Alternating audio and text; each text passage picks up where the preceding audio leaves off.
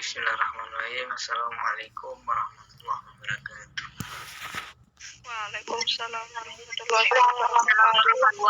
Alhamdulillahirabbil alamin wassalatu wassalamu ala Rasulillah sayyidina wa habibina wa syafina wa qurrata ayunina sayyidina Muhammad ibn Abdullah wa ala alihi wa sahbihi wa man wala amma ba'du.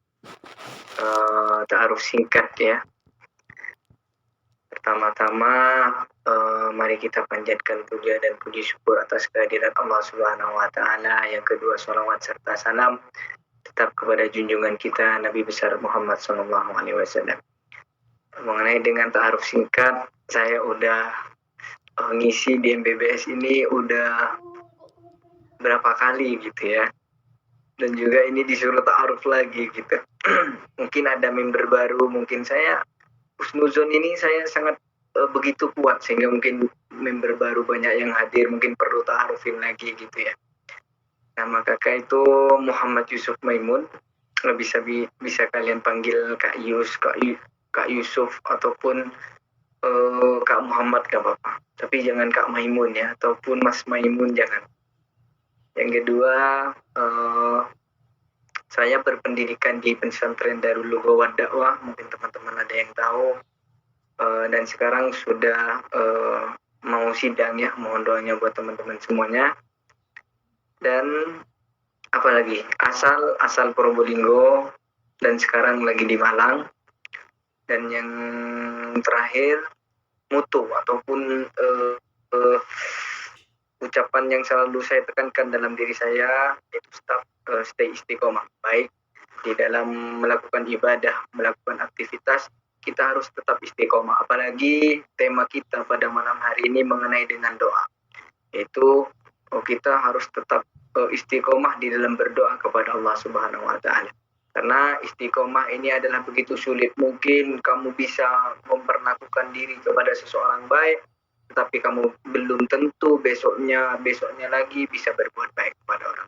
Tapi kalau kamu sudah pegang teguh istiqomah, hari ini berbuat baik, besok selanjutnya, insya Allah akan mempermudahkan antum untuk menuju jalannya Allah Subhanahu wa taala. Baik, mengenai dengan tema yang luar biasa ya, tema yang diangkat oleh pemateri yaitu mengenai tentang rahasia kehendak Allah dalam mengabulkan doa. Apalagi hari ini sedikit intermezzo ya. Hari ini kan malam minggu begitu. Malamnya pemuda-pemuda bucin biasanya itu udah kemana-mana gitu ya. Ada udah yang pesen tiket nonton, ada yang udah mau COD-an ataupun mau jalan-jalan ke alun-alun bersama pacarnya gitu ya. Tapi member-member dan admin MBBS ini tetap istiqomah di jalannya untuk mengikuti kajian rutin yang dilaksanakan oleh admin MBBS ini.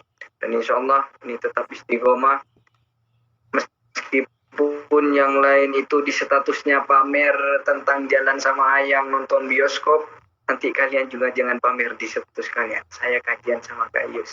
Pamerin ini, karena banyaknya orang-orang yang memamerkan kemaksiatan, tentunya kita juga jangan kalah. Banyakin diri kita juga memamerkan kebaikan, memamerkan dakwah. Mungkin diri ini belum bisa berdakwah secara lisan dengan keadaan yang baik, mungkin karena hafalan yang lupa, karena hadis yang begitu minim.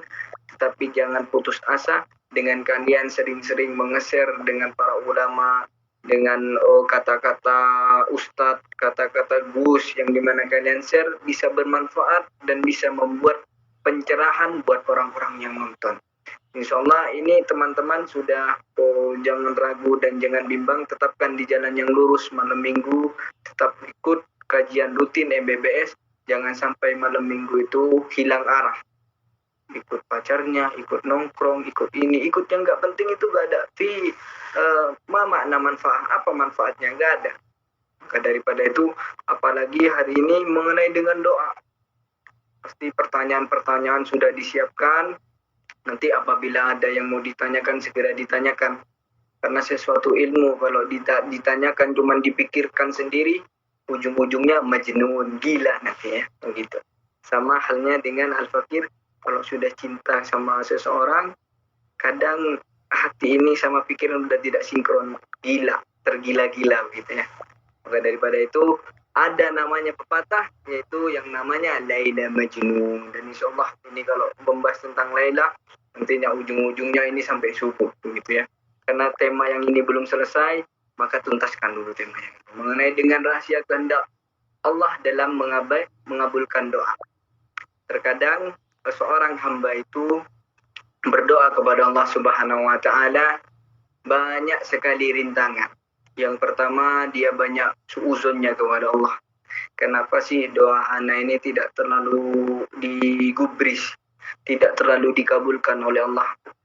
Yang kedua, banyaknya putus asa. Udahlah, kayaknya nggak mungkin dikabulin. Anak udah doa 3 kali, udah doa 5 kali, nggak dikabul-kabulin. Yang ketiga, lebih buruk lagi. Sudah mengatasnamakan, kayaknya Allah udah nggak sayang sama saya. Kayaknya Allah udah benci sama saya, makanya saya ini setiap doa itu kayaknya udah nggak digubris lagi. Kayaknya doa saya itu kayak hilang arah, entah dibawa angin, entah dibawa siapa. Setiap doa nggak pernah didengerin, setiap doa nggak pernah didengerin sama Allah.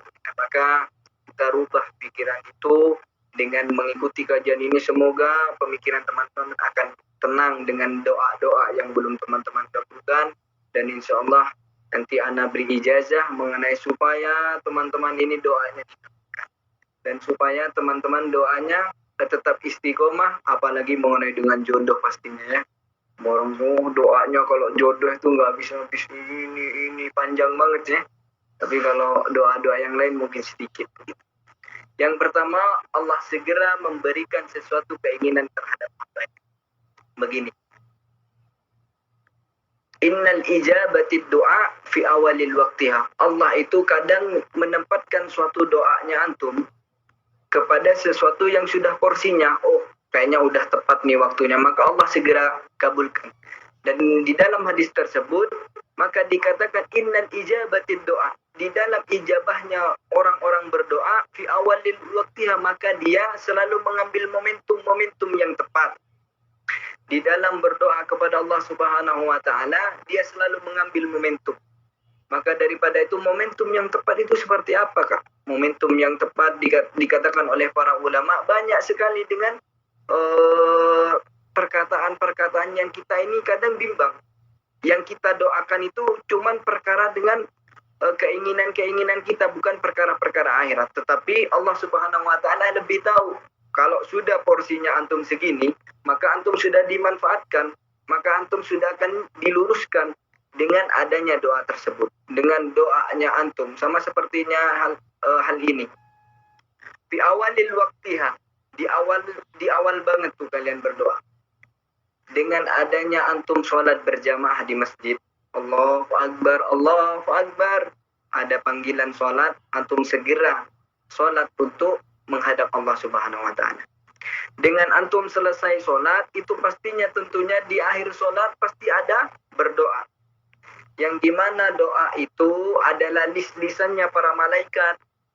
Yang dimana ketika antum fi awalil waktiha, dengan doanya bergegas-gegas, orang yang sudah sholat, orang yang sudah berjamaah, lalu berdoa, maka dilis sama malaikat. Oh, yang pertama Muhammad Yusuf Maimun, doanya ini. Yang kedua Rizka Amalia Putri, seandainya ya, doanya ini. Yang ketiga Ridwan ini. Kalau antum sudah selesai berdoa kepada Allah Subhanahu wa taala, maka sudah terdaftar di lisannya itu. Dan orang yang mengakhiri daripada waktu sholat, seperti sholat berjamaahnya tidak dihiraukan, bahkan dia akhir untuk sholatnya, bahkan dia di akhir waktu. Seandainya waktu sholat itu jam 12, dia sholat duhurnya itu jam 2, maka dia setelah sholat, maka tentunya dia akan berdoa. Maka listnya sudah jauh daripada yang lain. Maka daripada itu, ketika antum sudah menempatkan list yang tepat, ini adalah momentum yang bagus. Momentum yang bagus adalah suatu perkara mengenai dengan sholatnya antum yang pertama. Yang kedua, sholat itu kalau lebih afdalnya harus berjamaah.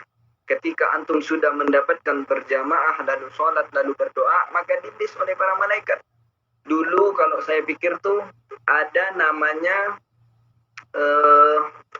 siapa yang ngumpulin paling cepat itu boleh keluar duluan, sama dengan halnya ujian ataupun ketika kita mengerjakan sesuatu. Kalau kita cepat mengerjakan sesuatu itu cepat dan tepat. Kalau cepat saja itu mungkin orang-orang bisa ngawur, bisa ini. Tetapi cepat dan tepat itu sangat langka. Maka daripada itu yang dimaksudkan cepat dan tepat, cepatnya bergegas mengambil wudhu, tepatnya sholatnya berjamaah. Maka daripada itu cepat dan tepat ini sudah antum akan mendapatkan list yang pertama. Oh, kamu sudah selesai, bisa keluar duluan. Maka daripada itu orang yang sudah dicek out, orang yang sudah keluar duluan, maka doanya ini akan dipertimbangkan oleh para malaikat. Oh, orangnya ini selalu istiqomah fi awalil waqtiha, selalu paling depan, selalu paling awal. Maka daripada itu yang kedua, sholat yang paling afdal, momentum yang paling afdal ketika kita sholat tahajud. Sholat tahajud itu banyak sekali orang-orang yang dimana orang-orang itu pada molor, tidur, hilang akal, nggak tahu kemana. Bahkan ada yang begadang, yang menghilangkan keistimewaan mengenai dengan sholat tahajud. Sholat tahajud ketika antum sudah absen, oh sudah ada yang absen sholat tahajud dan sudah berdoa, ini namanya. Maka dia akan dipertimbangkan oleh para malaikat. Sama dengan halnya gini, kalau guru sudah memegang satu koreksian, sama dengannya ataupun dosen atau guru kalau sudah memegang, oh Muhammad Yusuf sudah selesai, dikumpulkan kepada guru, maka hal yang pertama ini yang akan dikoreksi dulu. Kalau antum ngumpulnya di akhir, doanya di akhir, maka antum akan dikoreksi belakangan. Maka dengan halnya berdoa, maka daripada itu antum cari momentum yang bagus, sholat berjamaah dan ambil momentum yang bagus, duha, tahajud. Dengan adanya tahajud ini adalah momentum yang sangat bagus buat antum untuk berdoa. Karena listnya paling cepat dan jarang sekali orang yang bangun di malam ini. Maka daripada itu ini adalah momentum yang bagus. Maka daripada itu adalah rahasia supaya ijabahnya doa, supaya tepat waktu dan cepat. Maka daripada itu tidak ada salahnya seorang hamba, Kak, pantas ya sholat doa saya ini selalu ditunda-tunda, kayaknya tersendat-sendat. Makanya diperhatikan dengan agenda sholat. Diperhatikan sudah berjamaah atau belum. Diperhatikan momentum-momentumnya yang bagus. Ketika sholat tahajud, apakah dia berdoa ataupun dia bangun ataupun dia sudah sholat. Maka daripada itu yang pertama, ijabatid doa. Dengan ijabahnya doa itu fi awalil waqti. Orang-orang yang mengumpulkan duluan setoran doanya, insya Allah itu akan menjadi ijabah. Maka daripada itu yang pertama diistiqomahkan. Yang kedua, Allah memberikan sesuai permintaan hambanya, tetapi tidak akan segera.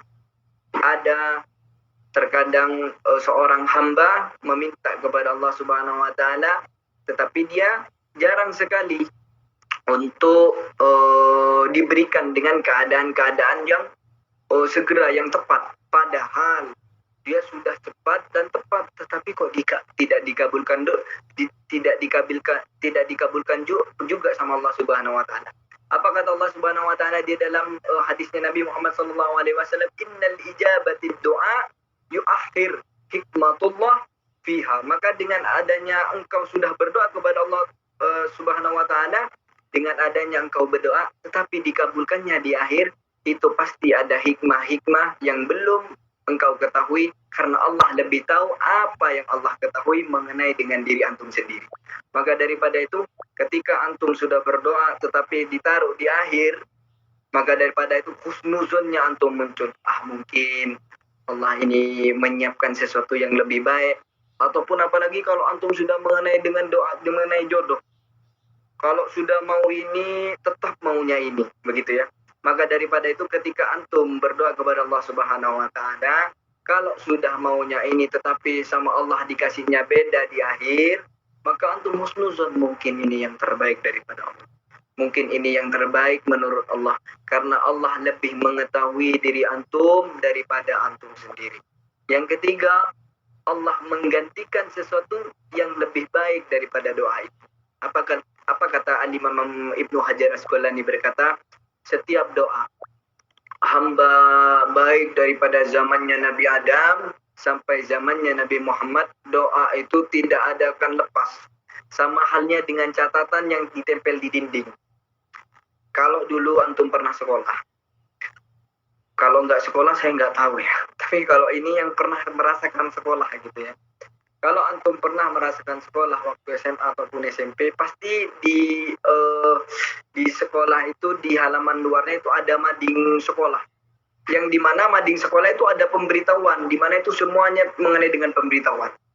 Nah, orang yang sudah ngisi mading itu sama halnya dengan orang-orang yang berdoa kepada Allah. Antum berdoa sudah ngecap di mading itu. Ini namanya Risa, ini namanya Lia, ini namanya ini sudah dicap. Dan mading itu tidak akan hilang kalau madingnya Allah. Semuanya bisa dicap di situ. Maka daripada itu ketika antum berdoa kepada Allah Subhanahu wa taala tetapi tidak dikabulkan oleh Allah Subhanahu wa taala, bahkan tidak dihiraukan oleh Allah Subhanahu wa taala, itu adalah kegantian nikmat. Kegantian yang diberikan, kegantian yang lebih besar oleh Allah Subhanahu wa taala. Mungkin di dalam doamu ini terlalu berat sehingga Allah menggantikan dengan nikmat sehat, nikmat mata, nikmat hidung. Betapa banyak orang-orang zaman sekarang yang cuma mintanya sama Allah, minta rezeki, minta kaya, minta mobil, minta ini. Tetapi jarang sekali orang-orang yang minta sama Allah nikmat ibadah, nikmat iman, nikmat ihsan, nikmat baik kepada orang lain, nikmat istiqomah. Betapa jarang sekali orang-orang yang berkaitan meminta dengan. Tidak malukah diri ini selalu minta dengan kekayaan, dengan materi, dengan keuangan kepada orang?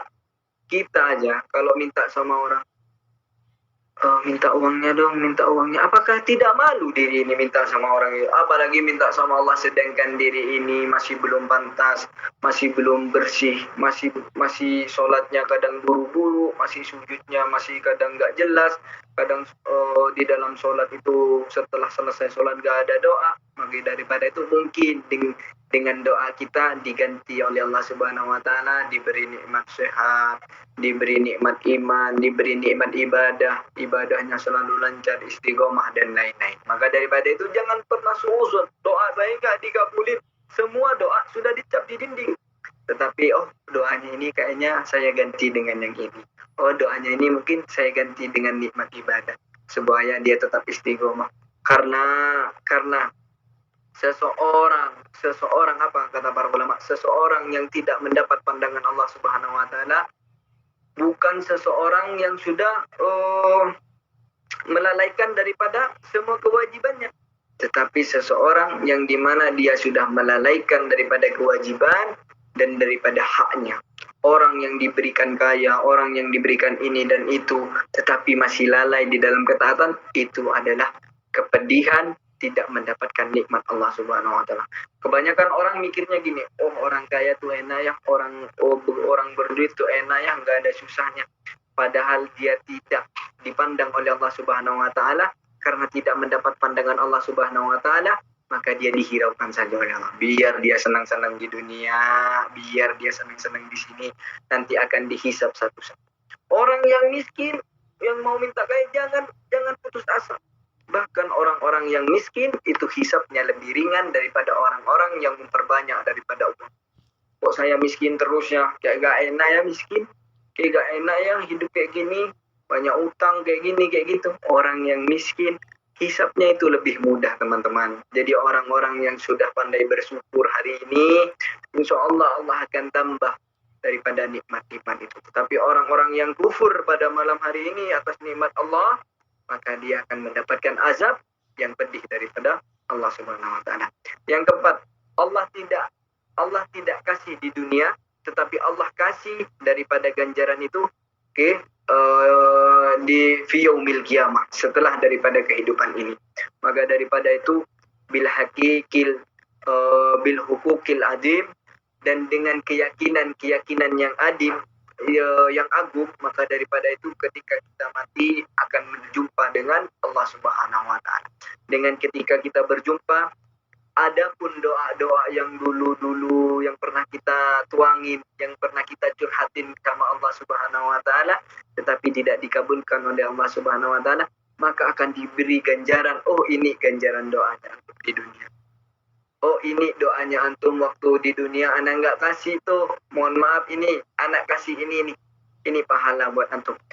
Orang yang ganjarannya diganti di akhirat itu nikmatnya jauh lebih besar daripada dikabulkan di dunia. Karena apa?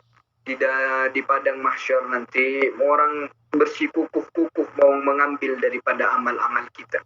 Ente pernah ngeji anak, amal ente dikuras.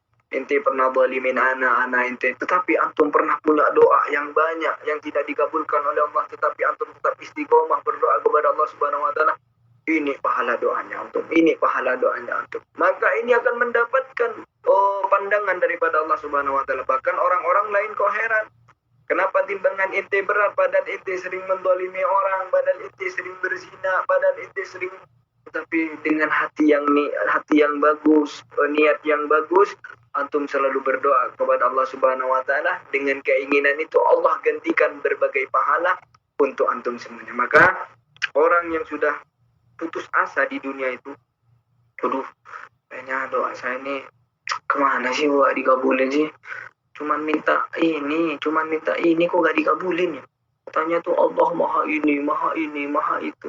Tapi cuman doa sepele kayak gini gak dikabulin. Nah, ini yang sudah keluar daripada al-aqidatul Islam, keluar daripada akidah mengenai dengan Islam. Maka dia harus bersahadat kembali. Oleh karena itu, husnuzon perkuat kepada Allah Subhanahu wa taala. Dan juga kenapa doa-doa kita ini tidak dikabulkan oleh Allah Subhanahu wa taala? Karena adanya dosa yang melekat, dosa yang selalu berlumuran diri ini, mengakibatkan dengan adanya dosa itu, mengakibatkan diri kita ini selalu hilang, selalu tidak digubris oleh para malaikat. Dengan adanya orang-orang yang berlumuran daripada dosa, maka hendaklah minta ampun daripada dosanya antum dulu. Karena di dalam doa itu, kata para ulama, di dalam doa itu kalau antum seandainya, mohon maaf, seandainya antum pengen kencing, tetapi ada hal-hal yang tersumbat untuk mengeluarkan daripada kencing itu. Adapun yang tersumbat itu adalah sesuatu yang berkaitan dengan kotoran, baik dengan ini, baik dengan itu, sehingga itu tidak keluar. Nah, maka daripada itu, hilangkan kotoran, bersihkan kotoran supaya cairan itu bersih. Dan juga sama dengan air mancur gitu ya. Kalau antum pernah nyiram tuh di halaman, tuh kalau antum mau nyiram, terus ada yang menginjak tali olorannya itu, supaya akhirnya kan itu tersumbat, airnya nggak keluar. Maka daripada sama dengan halnya dengan dosa. Dengan antum berdoa, tetapi dengan dihalangi dosa itu, dosa di pet itu ada yang beberapa orang yang menginjak di situ, sehingga dosanya antum masih lambat. Maka bersihkan dulu itu supaya doanya antum menuju Allah Subhanahu wa taala dengan keadaan lancar. Yang terakhir, Allah tidak mengabulkan doa, tapi Allah memalingkan daripada keburukan. Terkadang gini, orang kalau sudah berdoa kepada Allah Subhanahu wa taala, sudah bersungguh-sungguh datang kepada Allah Subhanahu wa taala, itu berdoanya luar biasa, sampai nangis-nangis, sampai nunduk-nunduk, sampai sudah nangisnya itu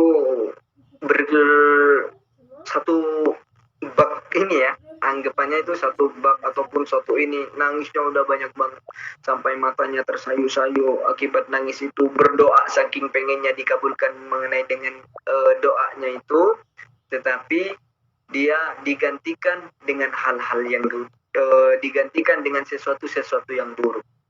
Sesuatu yang dimana menjauhkan dia daripada keburukan. Seandainya antum ini berdoa, ya Allah, saya pengen sekali punya ini, punya itu. Tetapi antum pengen ini dan itu, kata Allah, kayaknya antum belum pantas. Kalau antum dikabulkan, takutnya nanti antum ria, takutnya nanti antum sombong, takutnya nanti antum ini. Maka daripada dipalingkan daripada keburukan itu, makanya Allah tidak kabulkan doanya itu. Kenapa Allah ini tidak mengabulkan? Itu demi kebaikan. Tetapi kalau Allah kabulkan doa itu, tapi nanti kamu betul-betul lalai dalam ibadah. Oh, dikasih motor sama Allah, dikasih rezeki yang banyak, diberikan motor, akhirnya jalan-jalan ke sana ke sini pontang-panting. Ada panggilan sholat gak dihirauin, akhirnya sholatnya kodok, ada puasa mengajak temennya mokel dengan sepeda motornya yang baru. Nah ini, maka daripada itu Allah memalingkan daripada doanya itu. Maka daripada itu 5 hal yang perlu dipahami mengenai doa itu supaya antum teman-teman ini paham semua gitu ya. Jadi semua doa, semua apa yang antum ucapkan kepada Allah, curahan hati antum kepada Allah, itu sudah tercatat. Itu sudah ada kalendernya, itu sudah tercap ya, tercap di dinding-dinding madingnya Allah Subhanahu wa taala. Maka daripada itu jangan hirau dan jangan risau. Sesuatu yang tidak diganti di dunia akan mendapatkan ganti di akhirat. Ini adalah Allah Subhanahu wa taala. Tetapi kalau manusia, kalau antum berhubungan berharap kepada manusia, kalau sudah dia nggak datang, seandainya janjian, kayaknya supresin ini yuk, kayaknya aku mau disupresin, mau dikasih kado, mau dikasih ini. Tetapi dia nggak datang, pasti dia nggak akan nggak akan ganti, nggak akan ngulangin lagi kayak perkataan yang tadi. Tetapi kalau sama Allah Subhanahu wa taala, bertransaksi sama Allah dengan doa kita kepada Allah Subhanahu wa taala, tidak akan sia-sia. Semua ada gantinya dan semua akan baik-baik saja. Kalau kita banyak bertransaksi dengan makhluk, banyak bergantung, berpengaruh kepada makhluk itu ataupun bermohon-mohon kepada makhluknya Allah, maka akan banyak kecewa. Semakin banyak kecewa, ujung-ujungnya apa? Ujung-ujungnya ya status di medsos, semua laki-laki itu sama, semua cowok itu sama aja gitu ya. Apalagi dengan adanya Virgon sekarang, wah semua cowok ini sama aja, tukang selingkuh, tukang ini, tukang itu. Padahal oknumnya cuma satu, tetapi kok semuanya gitu ya. Inilah ceweknya. Tapi kalau cowok yang disakitin, nggak pernah tuh cowok bilang aja. Apalagi jarang ya aku denger ya. Kakak denger tuh jarang sekali. Tapi kebanyakan tuh cewek yang bilang kayak gitu. Semua cowok tuh sama aja. Tapi kalau cowok yang disakitin ceweknya, kan banyak tuh di media sosial. Kamu lagi di mana? Aku lagi di kamar, padahal dia jalan sama orang lain, gencat sama orang lain. Gak pernah tuh si cowok bilang semua cewek sama aja. Paling sering tuh cewek kalau nggak salah kayak gitu ya. Tapi di dalam ijab rahasia-rahasia doa ini, semoga bisa bermanfaat dan jangan pernah putus asa untuk berdoa kepada Allah. Tetap istiqomah. Doanya antum itu diistiqomahkan dan insya Allah itu menjadi ladang pahala. Karena doa ini adalah pahala yang dimana kata para ulama, pahala yang sangat tidak kasat mata. Moro-moro antum di akhirat nanti mendapatkan pahala-pahala yang antum doakan ketika waktu di dunia. Barakallahu fikum. Allahu minkum. Wassalamualaikum warahmatullahi wabarakatuh. Waalaikumsalam. Waalaikumsalam warahmatullahi wabarakatuh.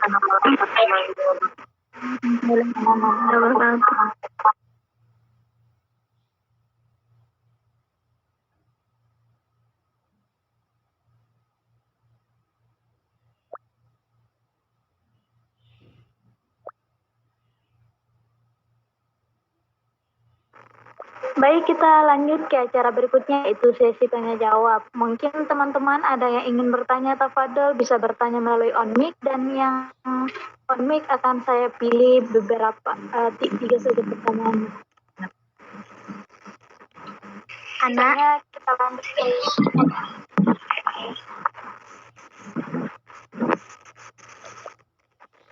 untuk on mic. Anak izin bertanya.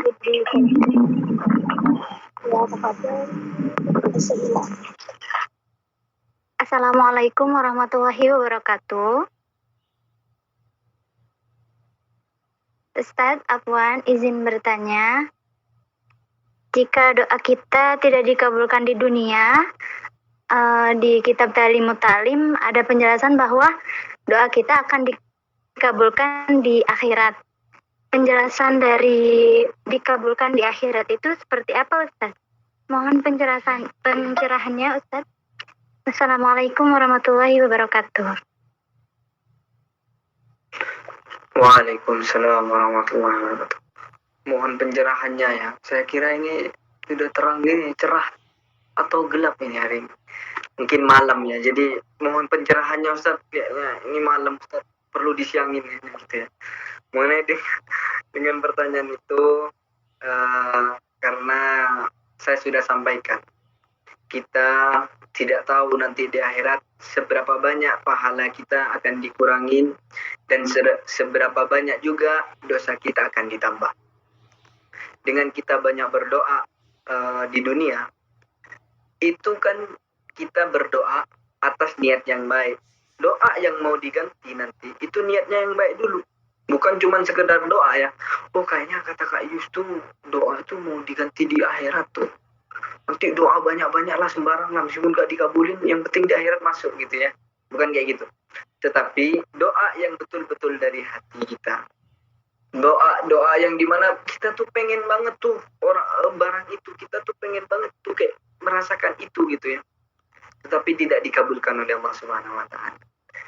Allah akan ganti, Allah akan kabulkan doa itu di yaumil qiyamah, dengan nanti di akhir zaman. Setelah itu di kehidupan selanjutnya Allah ganti dengan pahala. Di dalam kitab Ta'limul Ta'lim berbagai tafsiran para ulama yang saya katakan daripada Abu Ya'na, beliau berkata ketika doa itu sudah tidak bisa engkau gapai di dunia, maka Allah menggantikannya dengan berbagai pahala. Contoh, ketika antum pengen sesuatu di dunia, ya Allah, saya sebenarnya pengen sepeda buat ibadah, buat pergi ke masjid, buat ini, tetapi tidak dikabulin oleh Allah Subhanahu wa taala. Tetapi tidak diberikan oleh Allah Subhanahu wa taala, tetapi akan dikabulkan nanti. Tenang hambaku, isbir wala isbir. Bersabar dan terus bersabar. Orang ini terus bersabar dengan keadaan yang dia sudah pengen banget gitu ya. Anak kecil saja kalau dia mau bersabar, pasti dia dikasihkan sama ibunya. Dan anak kecil tuh tahu. Kadang ibunya itu tahu. Anak kecil tuh pengen itu. Jangan nak, jangan itu nggak baik, itu nggak ini. Dan ibunya ini sama dengan hal kita. Allah mau ngasih, oh kayaknya nggak baik nanti. Oh kayaknya kalau udah besar, kayaknya kamu nggak nutut kayak mau dikasih ini. Maka daripada itu, anak kecil kita tuh kalau sudah minta sesuatu, sama halnya dengan anak kecil, harus merengek-rengek sama Allah, harus nangis-nangis dengan Allah. Itu kesungguhan kita untuk meminta. Karena kalau kita cuma Allah, doa yang seperti biasanya, ya Allah, capek ya Allah, doa panjang-panjang, doa seperti biasanya. Ini makanya ini tidak ada niat yang bagus. Maka daripada itu, kalau minta itu sama dengan halnya anak kecil, merengek-rengek sama ibunya, enggak mau pulang, mintanya ini. Sama ibunya, enggak boleh. Sampai dicubit-cubit, pulang, dijewer telinganya, pulang gitu ya. Maka daripada itu sama dengan halnya ini. Nanti kalau sudah ibunya sudah punya uang banyak, dan Allah sudah menyiapkan semuanya, dan ibunya sudah menyiapkan semuanya. Ini nak rumah ini buat antum, ini nak yang ibu tabungin buat ente, ini nak yang orang tua tabungin buat ente, ini nak yang buat ini buat ente. Maka sama halnya dengan Allah. Ini pahalanya antum yang belum ana kasih waktu antum berdoa kepada ana. Padahal firman Allah itu juga sudah jelas. Ud'uni astajib lakum. Tidak ada doa yang tidak dihiraukan. Semua dapat gantinya, tinggal nunggu momennya dari Allah Subhanahu wa taala.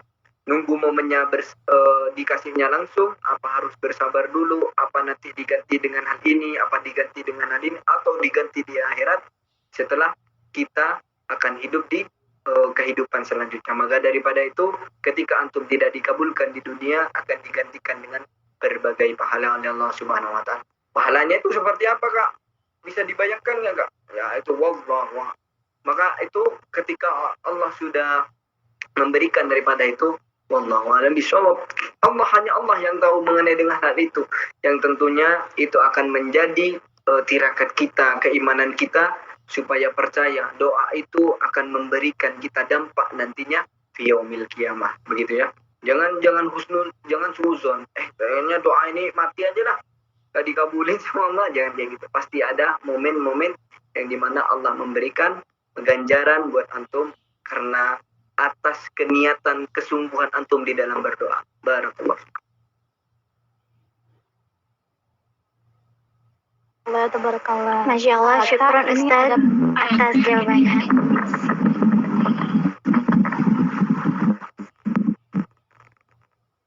Silahkan untuk Kak Empit. Baik, Bismillah, Kak Yus, mohon maaf pertanyaannya mungkin di luar tema ya Kak ya. Yang itu yang tadi Icis tanyain itu. Baik, Bismillahirrahmanirrahim. Assalamualaikum warahmatullahi wabarakatuh. Kan dalam Islam perempuan yang hamil di luar nikah itu kan nggak boleh dinikahin ya kan, harus nunggu lahiran dulu si anaknya. Tapi di sini posisinya si perempuan ini menutupi kehamilan kalau dia sudah hamil atau hamil di luar nikah. Tapi dia tetap melanjutkan pernikahan itu karena dia menutupi semuanya karena takut ada konflik sama keluarganya. Nah setelah menikah dan melahirkan, si anak itu kan nggak bisa pakai nasab ayahnya. Terus gimana caranya biar bisa si anaknya ini pakai nasab ayahnya? Apakah harus ijab qabul kembali? Tapi di sini si perempuannya ini hamil sama si suaminya yang dia nikahi. Baik. Saya tegaskan dulu Zia ya. Dia hamilnya itu sama orang lain apa hamil sama orang yang mau menikah dengan dia? Sama yang dinikahin ya Kak. Baik, mengenai dengan pertanyaan ini, betapa banyak anak-anak muda zaman sekarang hamil di luar nikah, ujung-ujungnya moro-moro menikah gitu ya. Bahwa di dalam Islam, di dalam keyakinan kita, tentunya itu adalah sesuatu yang dilarang.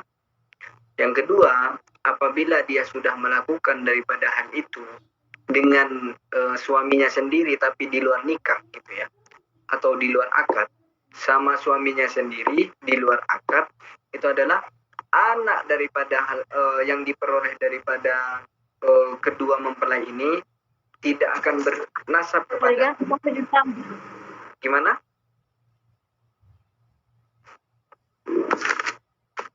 Tadi yang Ya, betul. Lanjut ya. Atau baik, mengenai dengan anak yang didapati daripada kedua mempelai ini akan tidak bernasab kepada ayahnya tetapi bernasab kepada si ibunya.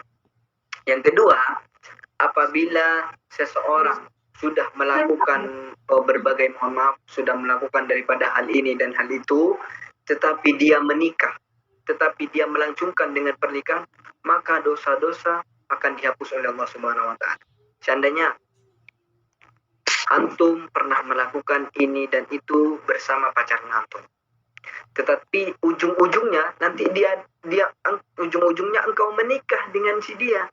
Engkau pernah berzina dengan dia tetapi tidak hamil ya.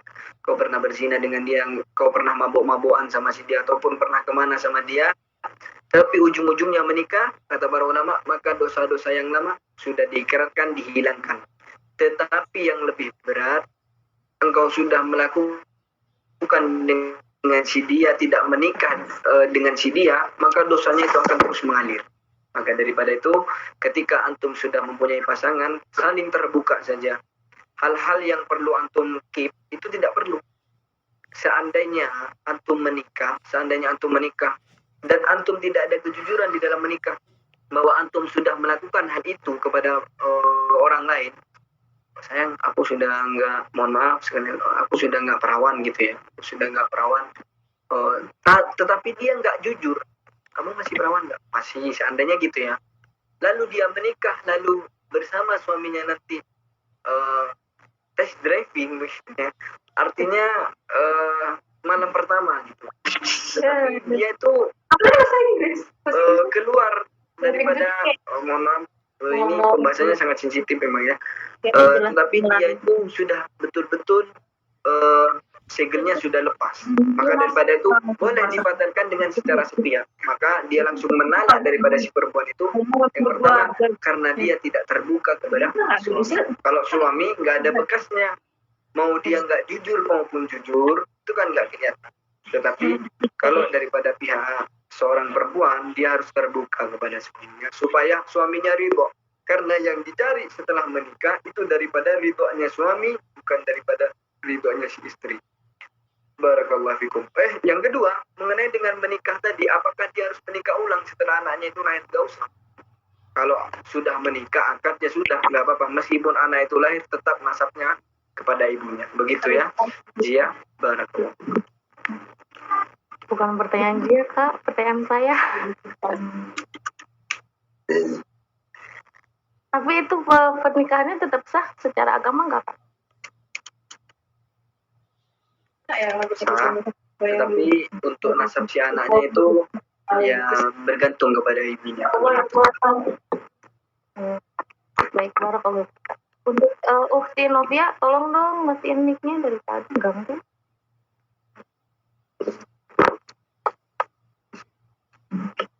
Admin tolong kesabarannya jangan setipis tisu gitu ya. Soalnya pemateri sudah sabar banget dari tadi, isinya udah mic-nya udah kacau gitu kan.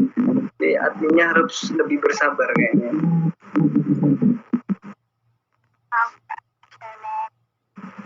Mungkin dari siapa ya, Nur Halisa Afzal ya.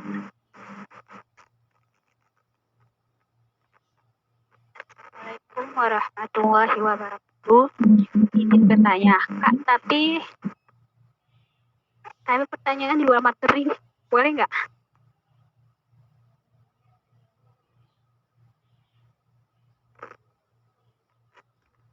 Boleh. Assalamualaikum. Asal nggak di luar angka saya, Mak. Di luar ini masih. Jadi gini, kan saya punya teman nih yang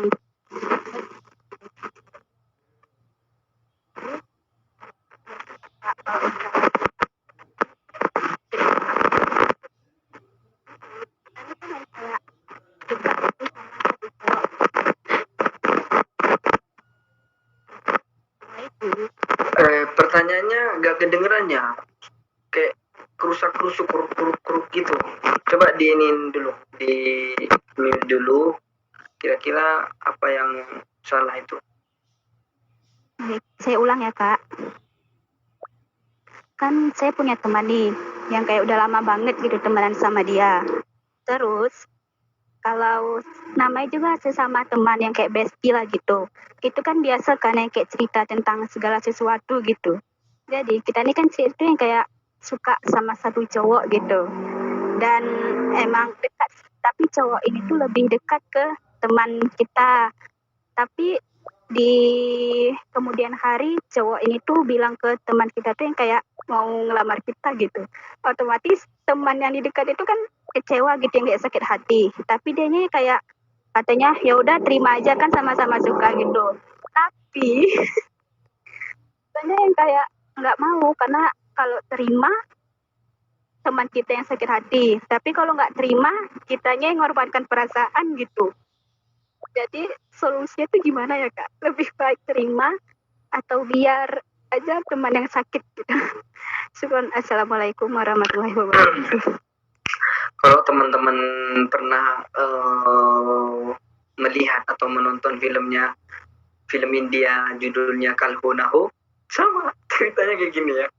Jadi si laki itu aduh berat dah. Jadi begini. Ini pembahasannya ini anak muda banget mengenai dengan suka, sayang, cintaan gitu ya. Nah, dengan pertanyaan ini, apabila engkau sudah, karena laki-laki punya dua kemampuan di atas perempuan. Yang pertama, dia sebagai leadership. Seorang perempuan tidak bisa mengedepankan egonya daripada seorang laki-laki.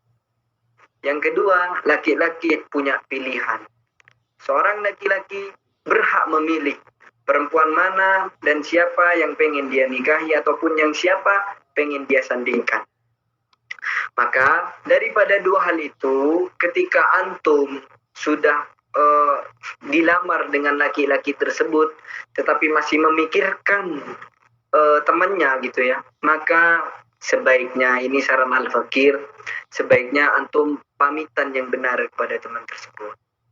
Mohon maaf ya, karena dia itu begitu saya begitu indah, kriteria saya banget, jadi saya nggak bisa nolak itu, dan saya mohon maaf kepada kamu, bukan saya ingin menyakiti hati kamu, tapi itu kan pilihannya dia gitu, bukan karena sombong gitu ya. Oh iyalah, karena saya ini lebih cantik, lebih glowing, kamu gak ada apa-apanya gitu. Gak boleh kayak gitu ya. Jadi minta maaf yang baik, tutur kata yang baik. Insanul kamil, Islam itu mengajarkan sesuatu dengan kebaikan. Maka daripada itu, dengan kejadian hal tersebut, maka pamitan yang baik, dan semoga doakan dia juga, dan semoga dengan adanya peristiwa ini, dengan adanya kejadian ini, engkau mendapatkan jodoh yang lebih baik, yang dimana Allah telah merahasiakan sebelum-sebelumnya daripada apa yang engkau minta. Begitu. Tetap semangatin dia, mohon izin yang baik kepada dia, langsungkan pernikahan, gak ada masalah. Yang penting niat hatinya antum baik, bukan ingin menjatuhkan dia, bukan ingin kalah putih, kalah glowing, ataupun merendahkan dia, tapi dengan hati niat yang baik, insya Allah Allah akan memberikan keistimewaan di pernikahannya antum, dan jangan lupa doain dia supaya mendapatkan jodoh yang dimana lebih daripada apa yang dia inginkan. Supaya itu adalah menyenangkan hati-hati orang-orang yang jomblo gitu ya. Semoga kamu dapat kayak gini. Itu adalah sesuatu yang menyenangkan buat orang-orang yang jomblo gitu ya. Buat orang-orang yang belum mendapatkan pasangan. Begitu. Barakallahu.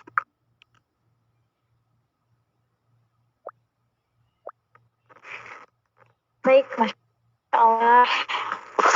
Ada lagi nih pertanyaan dari Teh Gina. Atau pada Gina. Assalamualaikum warahmatullahi wabarakatuh. Saya ingin bertanya tentang seandainya sudah bertobat dalam maksiat tersebut, apakah dosa yang masih ada perihal pertanyaan Akwan yang tadi tentang pernah bermaksiat dengan pacar sendiri, tapi tidak jadi menikah, tapi sudah terlanjur bermaksiat, apakah dosanya masih diterima? Apakah tobatnya masih diterima? Baik, semoga hatinya ditenangkan oleh Allah. Karena saya dengarnya kayak manusia ini gitu ya. Yang pertama, nggak usah gugup. Saya ini juga manusia, bukan hewan ya. Kalau hewan saya bisa gigit nih. Jadi nggak usah terlalu gugup, nggak usah terlalu kaku, santai aja. Yang pertama, apabila seseorang telah melakukan daripada hal tersebut di luar daripada nikah, apalagi bukan sama suaminya sendiri nantinya.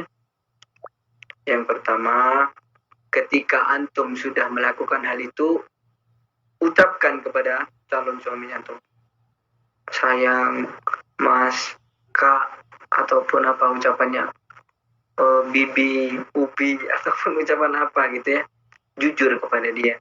Saya pernah melakukan ini dengan itu sama mantan saya ataupun sama pacar saya dulu. Kalau dia ridho, saya menerima kamu ini, kalau laki-laki yang dewasa, saya menerima kamu ini bukan daripada masa lalumu, bukan daripada apa yang pernah kau lakukan dulu, tetapi aku mengajakmu menikah karena aku ingin membuka lembaran baru bersamamu. Begitu. Itu adalah laki-laki yang dewasa. Tetapi kalau ada laki-laki yang nggak mau, ya jangan dipaksa.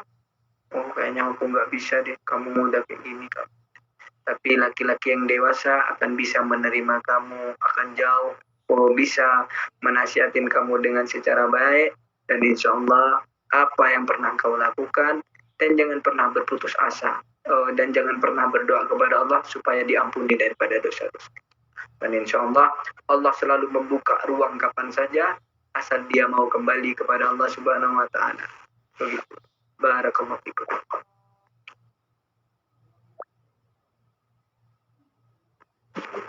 Masya Allah. Baik Kak, kita lanjut di kolom chat ya Kak. Habis.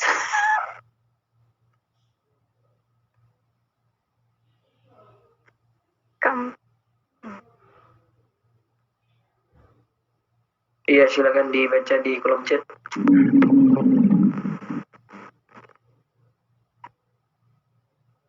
Baik, ini pertanyaan dari Kak Julfa.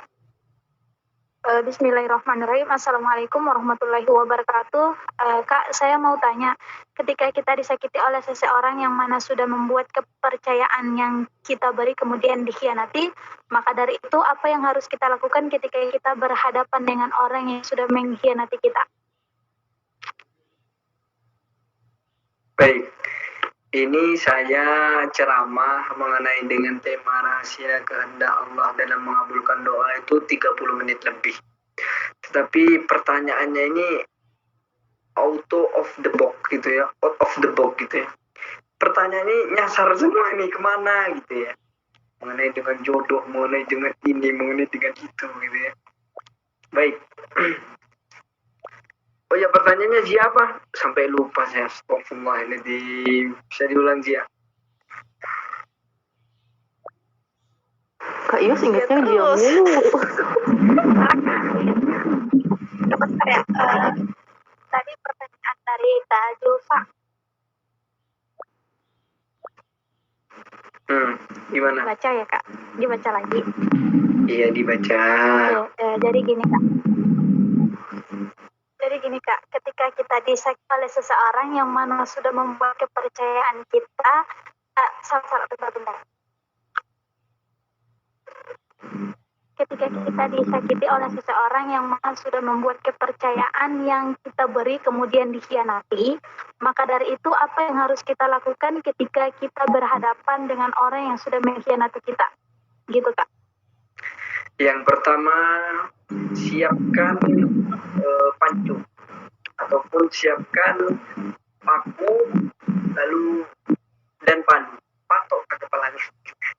Gaya itu bersama terbisu. Yang pertama, ketika kita dihianati oleh seseorang, ketika kita disakiti, betapa banyak pasti kita lah selalu, karena banyaknya berharap kepada manusia, ujung-ujungnya terluka, sakit hati, nangis-nangis gak jelas kayak gitu.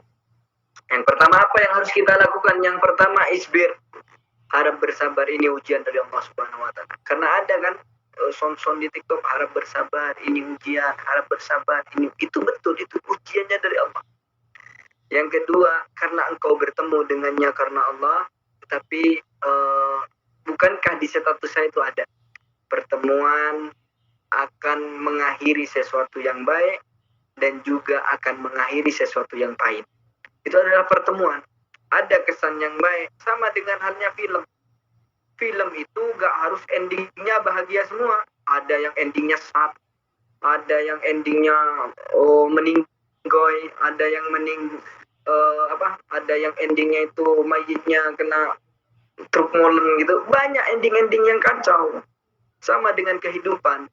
Pertemuan itu sama halnya dengan kehidupan. Ada yang bagus, ada yang baik, ada yang buruk, ada yang sesat. Maka daripada itu apa yang perlu kita lakukan sebagai hambanya Allah? Yang pertama, ketika itu sudah dilalui, kita isbir. Yang kedua, banyak mutafakir, banyak mengingat daripada Allah Subhanahu wa Ta'ala. Fokuskan Allah kembali. Betapa banyak orang-orang yang sudah mempunyai ini dan itu tetapi lalai kepada Allah. Apalagi punya doi jalan terus ini ibadahnya lalai. Maka daripada itu perbanyak berdekatan kepada Allah Subhanahu wa Ta'ala. Yang ketiga, sering-sering datang ke majelis ilmu. Orang-orang yang di dalam hatinya sering cinta kepada majelis ilmu, semua apapun yang ada di dalam hatinya akan hilang. Apa kata para ulama? Orang yang sudah hadir di dalam majelis ilmu, contohnya di dalam ruang MBPS ini yang luar biasa, itu akan tidaklah seorang hamba itu keluar daripada majelis ilmu kecuali dosa-dosanya sudah dihilangkan oleh Allah Subhanahu wa Ta'ala. Maka daripada itu 3 hal. Apalagi kalau antum ketemu orang ini yang nyakitin anak ini, langsung mau antum pukuli, jangan langsung antum pukuli, ataupun jangan langsung antum sliding atau dicekik, jangan. Cukup katakan kepada dia, wahai hamba Allah, engkau adalah seseorang yang baik dan insya Allah aku ikhlas ingin memaafkan apa yang pernah engkau lakukan dulu kepadaku. Begitu, itu adalah orang-orang yang dewasa. Susah Ustaz, orang yang sudah nyakitin anak itu begitu berat, anak maafin anak gak rita. Tetapi kalau antum lebih berlapang dada, insya Allah Allah gantikan yang lebih jauh. Tetapi itu memang tarafnya kalau sudah taraf paling tinggi. Minimal meskipun tidak bisa mendoakan ataupun tidak bisa berkata baik kepada dia, minimal berdamai dengan hati sendiri. Berdamai dengan diri sendiri itu adalah kebaikan diri kita juga. Jangan selalu menyimpan dendam, dengki, gak boleh. Tetapkan di dalam hati supaya hati ini tenang, sabar. Allah pasti ganti, Allah pasti ganti. Yakinkan dalam hati Allah betul akan nanti gantikan sesuatu yang tidak kamu sangka-sangka. Tetap husnuzon apa yang ditakdirkan Allah, maka daripada itu adalah langkah awal untuk menuju kesuksesan yang kepada Allah Subhanahu wa taala. Barakallahu.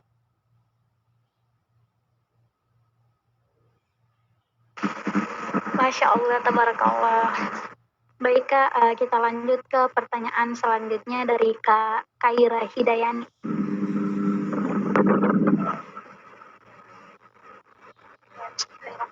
Assalamualaikum warahmatullahi wabarakatuh. Kak, izin bertanya, jika misalnya kita ini selalu mengulang-ulangin doa, kita udah khusyuk berdoa, tapi Allah belum juga mengabulkan doa kita, afwan, itu kenapa ya Kak? Yang pertama, niat kita kadang berdoa itu hanya perkara dunia juga. Orang yang niatnya doa cuman mikirin dunianya saja, cuman mikirin egonya sendiri, cuman mikirin kemauannya sendiri, tidak memikirkan yang lain, maka doa itu akan ditangguhkan jauh lebih lama daripada doa yang dia mengutamakan orang banyak, mengutamakan keistimewaannya di dalam akhiratnya nanti. Itu yang akan diutamakan. Kak, saya sudah doa, yang dimana doa ini sudah saya ulang-ulang, maghrib, subuh, asar, zuhur, bahkan saya tambah sholat rawatib, semuanya sudah saya lakukan dengan semuanya sama Kak, doanya cuma ini doang. Tapi kok tidak dikabul-kabulin. Sama dengan halnya gini, kalau antum ini selalu banyak memancing ikan, itu perlu kesabaran yang luar biasa. Sama dengan halnya doa. Doa antum itu sama dengan kang pancing.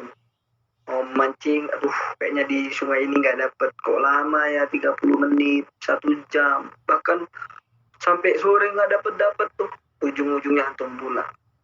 Dengan pulangnya antum itu dilihat oleh Allah Subhanahu wa taala, apakah hambaku ini masih istiqomah, apakah hambaku ini masih tetap mancing lagi, atau maksudnya istiqomah mancing, ataukah hambaku ini sudah nggak mau mancing lagi besok, ataukah hambaku ini sudah mematahkan pancingnya di rumah, atau hambaku ini sudah membunuh daripada cacing-cacingnya itu karena nggak dapat ikan. Maka daripada itu dilihat oleh Allah Subhanahu wa taala. Ketika antum masih memancing lagi pancingan kepada Allah, mancing lagi, tetapi belum dikabulin, tapi apa kata Allah Subhanahu wa taala?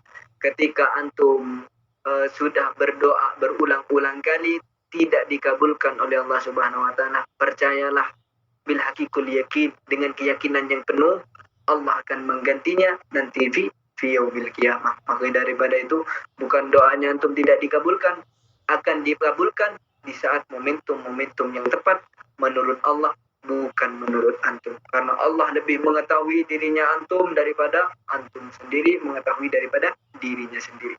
Barakallahu.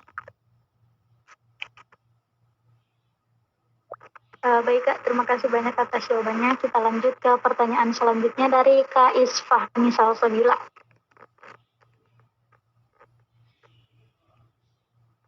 Assalamualaikum Kak, izin bertanya, bagaimana cara kita agar doa itu dikabulkan oleh Allah sedangkan dosa kita itu banyak?